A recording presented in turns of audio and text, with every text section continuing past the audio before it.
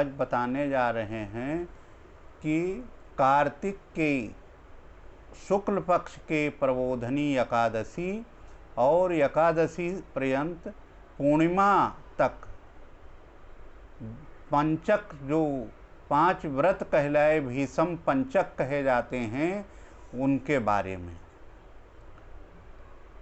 नीलांबुज श्यामल कोमलांगम सीता समारोपित वाम भागम पाणो महासायक चारुचापम नमामि रामं रघुवंशनाथम।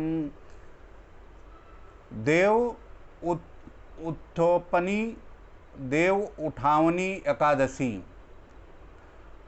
यह कार्तिक शुक्ल पक्ष के एकादशी को आती है और एकादशी का सुबह से व्रत रखकर, उपवास रखकर और भगवान का परिक्रमा करते हुए भगवान के परम धाम का परिक्रमा किया जाता है। उसको करते हुए और संध्या काल में जब शाम को संध्या होती है, उसी समय से और रात्रि पर्यंत भगवान का घंटा, मृदंग, ढोल, शंख आदि वाद्यों से भगवान को जगाया जाता है। भगवान 4 महीने से सोते हैं, ऐसा हमारे शास्त्रज्ञ का कहना है। देवशयनी एकादशी से देव उठावनी एकादशी तक भगवान सोते हैं और इसी दिन भगवान उठ जाते हैं।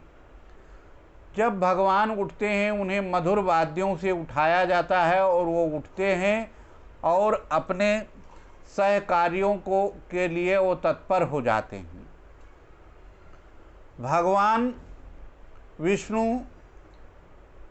कि इस तरह से रात्रि जागरण का विशेष महत्व है और दिन भर उपवास रहकर रात्रि जागरण करें। रात्रि जागरण करते हुए मधुर वाद्यों का कीर्तन आदि करें, इससे एकादशी होती है। इसी दिन भगवती तुलसी का विवाह भी कहा गया है। भगवती तुलसी, ऐसी तुलसी का पूजन करें जो 3 महीने पर्यंत उस तुलसी की पूजा की गई हो।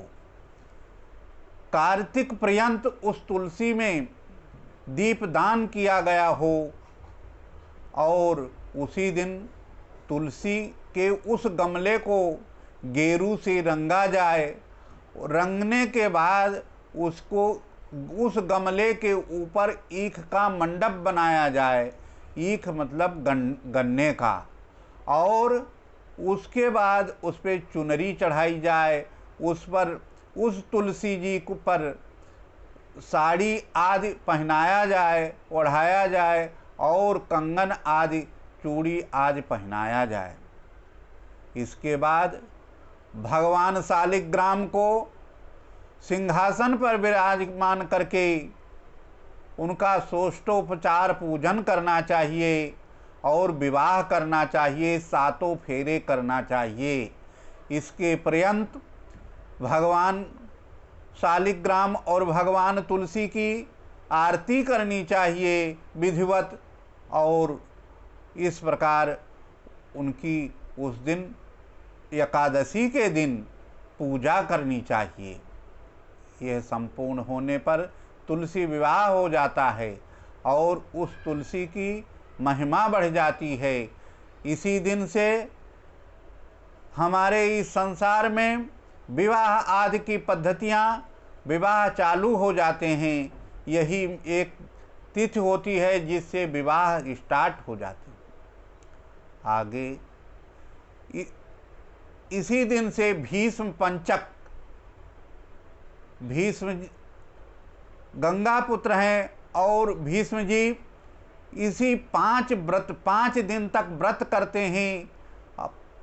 एकादशी, द्वादशी, तेरस और चतुर्दशी के दिन इसमें व्रत करना चाहिए पूर्णिमा तक।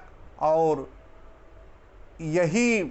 इसी में ओम नमो भगवते वासुदेव का कम से कम एक माला रोज जप करना चाहिए और जब यह पूर्ण हो जाए तो उसे हवन करना चाहिए। इसके पश्चात शुक्ल पक्ष की पूर्णिमा आती है। उस पूर्णिमा के दिन भगवान मत्स्य का अवतार हुआ, जो महाराज मनु को प्राप्त होकर इस पृथ्वी की संरक्षण किया है महाराज मत्स्य ने।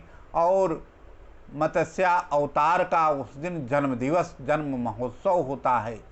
इसी दिन भगवान राम का राज तिलक हुआ अयोध्या में, उन्हें राजाभिषेक किया गया और वो राजा बन गए। यह पूर्णिमा महाफलदायी है। इसी दिन गंगा आदि, सरजू आदि, प्रयाग, अयोध्या आदि तीर्थों में स्नान करना चाहिए, जिसका महापुण्य फल मिलता है।